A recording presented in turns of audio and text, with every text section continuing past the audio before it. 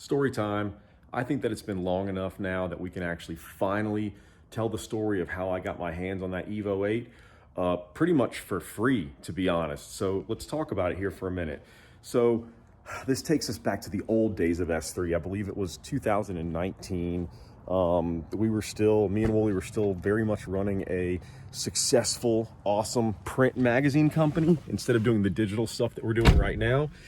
And our biggest advertiser at that time was a wholesale company called Motivicity. You guys may not have heard of them because they sell directly to the shops and stuff like that. So unless you're in the industry, you probably have never heard of them before. Anyway, they were our biggest advertiser by far. And every year they were always pushing the envelope, wanting us to do different and new things and come up with cool ideas. So the CEO, Brian Lounsbury, approached us one year, I believe it was 2019, and was basically like, I want to do something big. I got big budget for you guys. I want to do something big. Come up with a cool idea. So after a lot of deliberation and back and forth, we came up with this idea of let's build a race car and then race it all over the country and drive it around and make it a daily driver and just do cool shit. Done. They were down. It was awesome. So we did it. If you guys kept up with us at all back then, it was one of the newer FK8 Type R's, and the car was sick. It was killer, man. It did so well on track. I love that thing so much. We'll get back to that car in a minute. So we built it, and then they gave the same deal to Super Street. Super Street Magazine competes with us. They're another, big magazine company. Anyway, so Super Street got this Evo 8. So it was their Evo 8 essentially against our Type R, and we raced at all the same events all across the country and everything. And at the end of it, we had a ton of content, a ton of track time, and it was just badass. It was a lot of fun. Probably the coolest year of my life, to be honest. So then we start rolling into the next year, and the Motivicity guys are basically like, you guys knocked it out of the park. We're going to give you both cars next year, because at the end of it, long story short, we had to basically, us and Super Street, we had to give them the car back for basically $1 after everything was all said and done.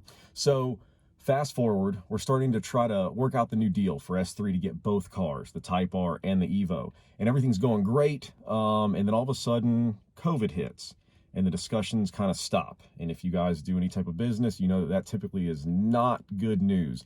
We keep reaching out. We don't hear anything. And finally, Lounsbury hits me up one day and he's like, hey man, we're getting ready to lay everybody off. We just got bought out by Turn 14, and they're basically buying the company to kill it because it was their biggest competitor at the time. So great move by Turn 14, but totally sucks for us because now I'm losing my best advertiser. I'm losing my cars and everything. It just kind of sucks. And so obviously, COVID gets in the way of just freaking everything, and we don't hear from them. They go radio silent for about 2 months.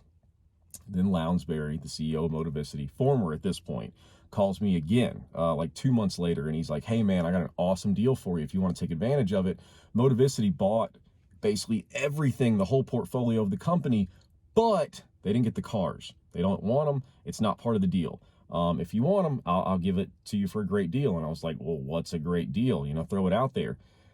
Get this. Both cars. Now let's not forget, this Evo is a 2005. It's an awesome color. It's in really good shape. Less than 100,000 miles. And that Type R at the time, I think, was less than 20,000 miles. I got both cars for $35,000. Now think about that for a minute. Think about how far $35,000 goes nowadays when it comes to cars. I mean, you can barely get an Evo, and you certainly can't get a Type R for that kind of money. Type R's, with a lot of miles on them, are going for 40, 50K right now. It's absolutely ridiculous. So I don't know. I lucked up into the coolest deal ever. The thing is, though, I was terrified of telling my wife. So I just kind of like made the deal happen and bought the cars without really telling her. And at the time, the cars were in Michigan. So I had them transported down here to Georgia to where I am. So they kind of showed up one day and my wife was like, oh my God, your Type R's here. You didn't tell me. And that Evo is here too. What's going on? Did you guys get the deal? I thought Motivicity went out of business. I was like, yeah, babe.